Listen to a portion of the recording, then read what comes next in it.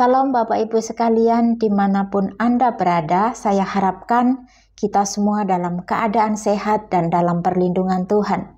Saya bersyukur jika hari ini boleh menyapa Bapak Ibu sekalian melalui renungan singkat dengan tema Tanpa Kasih Aku Bukan Siapa-Siapa.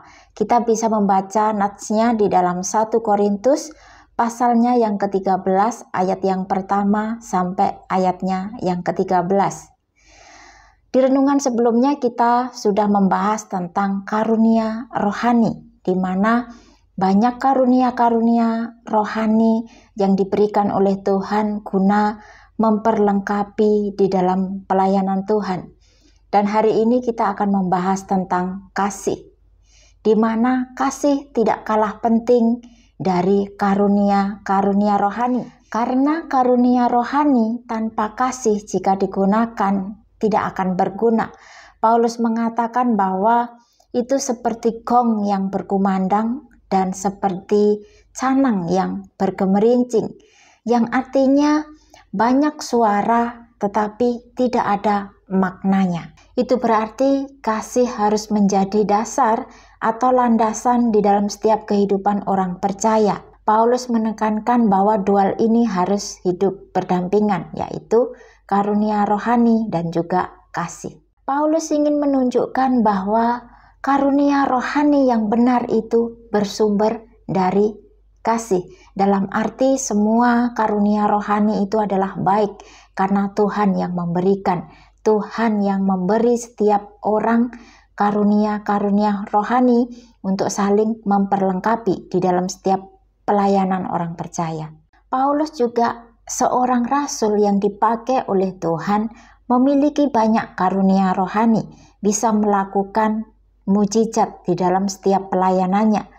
Paulus mengatakan bahwa karunia-karunia yang dilakukan itu tanpa kasih, maka tidak akan ada gunanya. Dan Paulus katakan dia bukan siapa-siapa. Jika melakukan karunia rohani tetapi tidak dilandasi dengan kasih, maka Paulus bukanlah siapa-siapa. Di dalam 1 Korintus pasalnya yang ke-13 ayatnya yang kedua di sana dikatakan, sekalipun aku mempunyai karunia untuk bernubuat dan aku mengetahui segala rahasia dan memiliki seluruh pengetahuan, dan sekalipun aku memiliki iman yang sempurna untuk memindahkan gunung, tetapi jika aku tidak mempunyai kasih, aku sama sekali tidak berguna. Demikian juga Bapak Ibu sekalian dengan kehidupan kita. Ketika kita mengetahui segala sesuatu, kita memiliki segala sesuatu, tetapi ketika kita tidak mempunyai kasih, kita bukanlah siapa-siapa di hadapan Tuhan. Kita hanya alatnya Tuhan. Tuhan memberikan karunia kepada kita untuk dipakai, untuk melayani dan memuliakan nama Tuhan. Paulus di dalam 1 Korintus 13 ini ingin menekankan bahwa kasih itu adalah hal yang paling utama dibandingkan dengan karunia-karunia rohani.